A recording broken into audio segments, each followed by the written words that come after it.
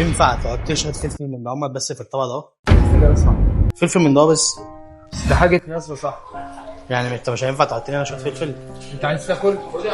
بس محتاج شويه فلفل معلش ده هو. طب بس صاحب المكان مش هنا وانا ما اعرفش اطلع لك حاجة صاحبي من غير ما يبقى صاحب المكان موجود. صاحب المكان هاكلك فلفل. انا اي حاجه بس عادي يعني، دي حاجه تانية بتبقى تمشي طب اقعد الدنيا. بقى وانا استنى بس صاحب المحل 10 دقايق اناديله واللي انت عايزه اعمله. لا من كل ما ينفع يعني، انت ما ينفعش اصلا ده تديني. اكل ناس هديك منه ازاي يعني؟ بس مش هينفع يعني؟ لا مش هينفع. انا اسف يا صاحبي معلش ان انا. يا ابو انس، ابو انس تعالى لحظه كده والنبي. ابو انس بعد اذنك تعالى شوف الاستاذ هنا عايز ايه. بس لو ينفع بس لا ينفع بس تحط لي شويه فلفل من اللي هم اللي في الطبق ده بس. فلفل؟ اشمعنى يعني؟ انا هاكلهم انا وبنتي بس النهارده لان مش معايا فلوس بصراحه ان انا اجيب لها اكل، والمفروض ان انا مروح الوقت واجيب لها اكل معايا. هو انت اصلا من ايه؟ انا شغال النخله هنا من جنبي. انت مش شغال يعني؟ انت بسم الله ما شاء الله يعني، ربنا يديلك الصحه ربنا ويديلك يخليك طول العمر يعني، شكل عسل اهو. ربنا يخليك والله. انا شغال والله، بس انا النهارده كنت شغال في مكان وكده.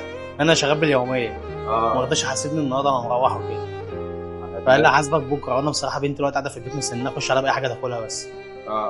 فانت لو ينفع بس تحط لنا شويه بصل وطماطم عادي يعني، انا كله معايا. لا يا عم انا اعمل لك اللي انت عايزه انت وبنتك على دماغك. ربنا يخليك والله. وانت صاحب المكان اللي انت عايزه ان شاء الله. ربنا يخليك والله. مش عارف اقول لك ايه يا عم ما تقولش حاجه، احنا في الاول وفي الاخر برضه كلنا اخوات يعني. اللي انت عايزه انا بقول لك مفيش اي مشكله في اي حاجه يعني. طيب لو عايز فلوس كمان خد. ربنا يخليك والله. ده مكانك. لا والله بس انت لو حطيت لي شويه فلفل النهارده حتى عشان ما اعطلكش بس. لا يا عم ربنا ما يجيب عطل، ممكن ربنا بيرزقني برزقك مش اكتر ولا اقل. ربنا يخليك بس والله. بقى لله اللي انت عايزه ما تشغلش بالك.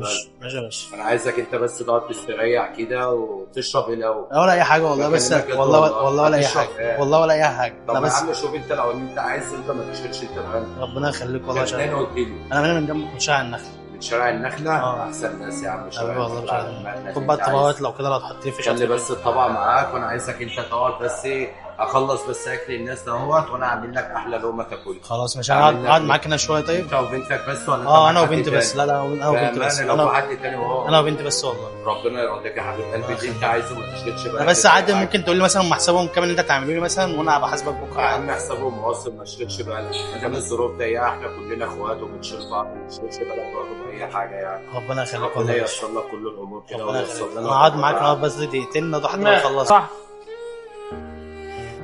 الاكل اهو يابا اللي انت عايزه في اي وقت المكان انت مكان. تدينا انا كل ده؟